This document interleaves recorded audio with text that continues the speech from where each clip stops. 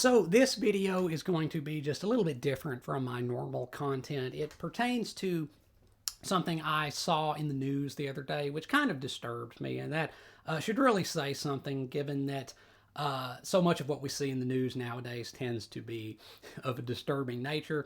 But this relates to a Senate hearing which transpired recently, and the rather interesting commentary made by Senator and one-time vice presidential candidate Tim Kaine. Now, up front, I want to say that this is in no way, shape, or form meant to be me dipping into punditry.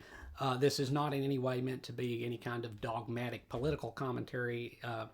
Whatever politics this may involve is only tangential to the broader philosophical commentary that I would like to make on what the exchange in this hearing said and kind of what it signified. So I will read some of the interchange which occurred recently. I'm reading in particular from a website entitled The Washington Stand. Given that it has a biblical passage on its heading, it would appear to be some kind of Christian oriented site. I don't know, I'm not really familiar with it. But the title of the article reads, Senator Kaine claims rights come from government, not God. And it quotes Kaine as saying, the notion that our rights do not come from our laws or our government should make people very, very nervous, warned U.S. Senator Tim Kaine during a recent confirmation hearing in the Senate Foreign Relations Committee for 5 Trump nominees. The notion that rights don't come from laws and don't come from the government but come from the creator, that's what the Iranian government believes. Kaine pounced on the opening remarks of Riley Barnes, who was nominated to become Assistant Secretary of State for the Bureau of Democracy, Human Rights, and Labor.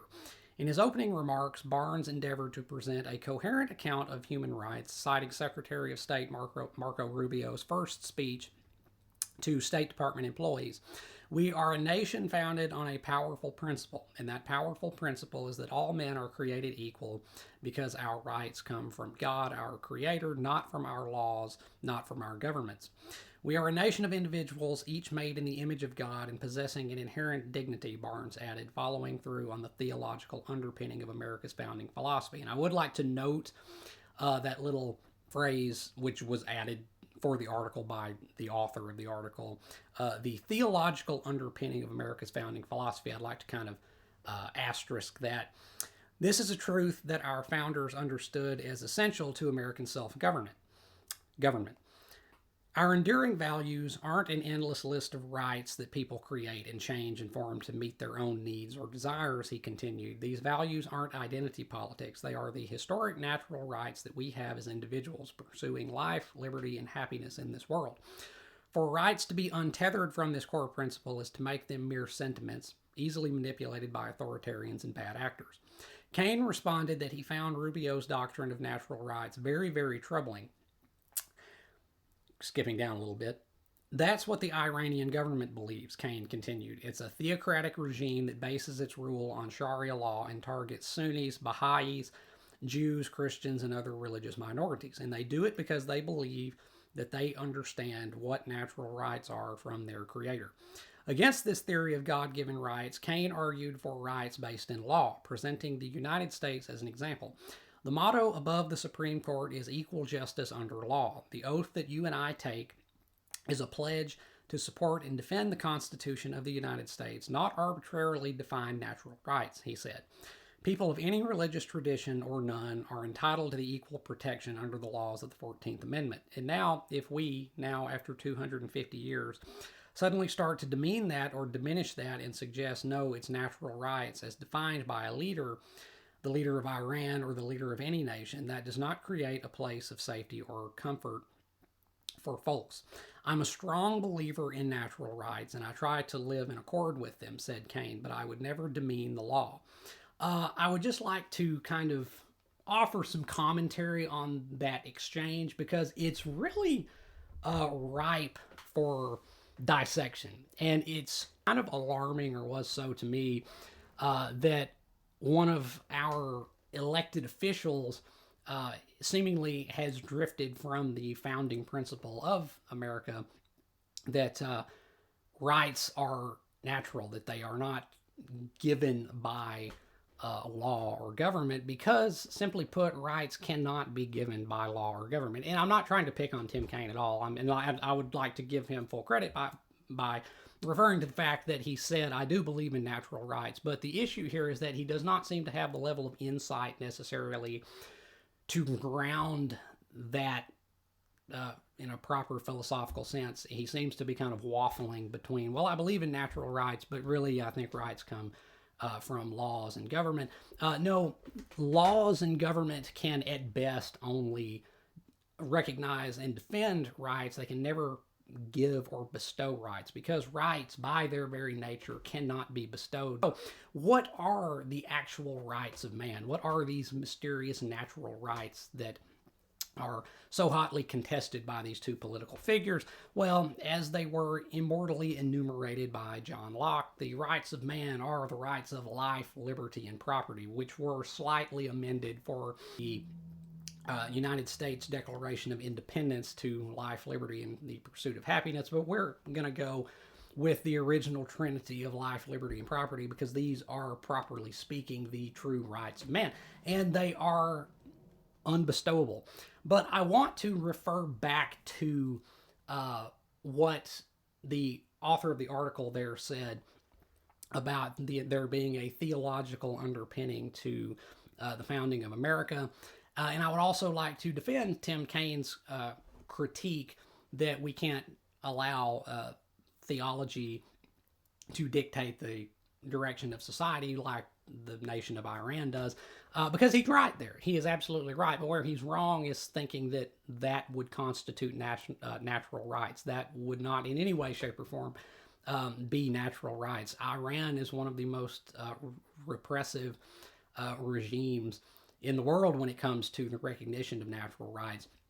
But let's talk about why that is. So even though in the United States Declaration of Independence it says so famously, we hold these truths to be self-evident, that all men are created equal, that they are endowed by their Creator with certain unalienable rights, that among these are life, liberty, and the pursuit of happiness. We need to really dissect what that means to get to the heart of what natural rights actually are, and why it is not a theological underpinning within that statement, why there is not a theological underpinning to the basic principle upon which America was founded. Because like, if we're using theology to denote a specific religious framework, then there is no theological underpinning at all to the initial conception of the United States, even though, as many people will point out, many of the founding fathers were Christians, but many were not. Jefferson, who wrote that,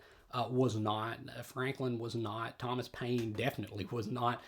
So I want to kind of defend Tim Kaine here, because he's right. We should never, ever allow the notion of divine revelation to color our conception of what we are entitled to as humans. Because natural rights never come from divine revelation. Rather, they are innate to the very constitution of every individual human being. The reason why life, liberty, and property are the true rights of man is because these things are inherent in every living person. They cannot be given. You cannot give someone life. At best, you can just save their life, but you would only be saving what they already possessed. Even when a man and a woman conceive a child, it is not them that actually creates life, that actually directs the mitosis of cells and the ultimate formation of an embryo in a human being. It is not their will which does that. It is rather the dictate of the very biological force of nature, which precedes the appearance of the naked ape with opposable thumbs on the scene in the world. That's what it means when it says endowed by our Creator, or endowed by their Creator. That is not a religious statement. That is not saying that it is endowed by Yahweh or Brahman or what have you. It is saying that it is endowed by the very force which animates human beings. And also, you cannot give somebody liberty. Liberty is the default position by, the fact that people have a volition, that they have a will. Every action that a person takes is fundamentally their action. You cannot imbue somebody with consciousness. You cannot, give to them a thinking, functioning will that's just innate in them. And again, property. This is the most historically contested one and politically contested one, definitely, but it stands just the same. These things, life, liberty, and property, these are not just words that had a nice ring to them. They are inextricably linked with each other, and people have the right as individuals, not as a collective, to property because only the sentient faculties of an individual human mind are capable of producing an article of property. You can steal somebody's property, you can give somebody an article of property, or you can teach them how to make it, but you cannot give to them the capacity to create property. Property is the extension of the sentient will of a person. It is their creation. It is fundamentally just an extension of them. It is the fruits of a person's labor. These three things are the true rights of man: life, liberty, and property. They predate any law, any government, and they cannot be given by their very nature. They can only be at best defended, but again, a government by its very nature is generally speaking in violation of at least some people's rights. And that is because of the way that government has to fund itself through taxation. Again, the old libertarian motto, taxation is theft, although often derided as naive and kind of scoffed at and dismissed, is nonetheless fundamentally true, and inarguably so.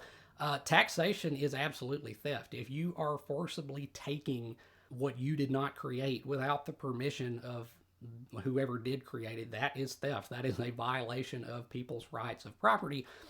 So the very nature of government is generally a violation of at least some people's rights. Now, the good thing about America is that for the longest time, about over a century, the rights of the citizens of the United States were only minimally violated because America did not have a constitutionally enshrined income tax until 1913. And then it's been all downhill from there. Rather, the government funded itself prior to that largely through tariffs. But still, even then, a tariff is still the violation of somebody's rights because it denies the right of foreign firms and exporters to sell their products as they would freely in a certain market. It is a pay-to-play where the foreign firms have to pay to sell their products within America, and this, of course, also indirectly violates the rights of the American citizens because it increases the prices that they have to pay, and they are not able to acquire those products and services as cheaply as they otherwise would have.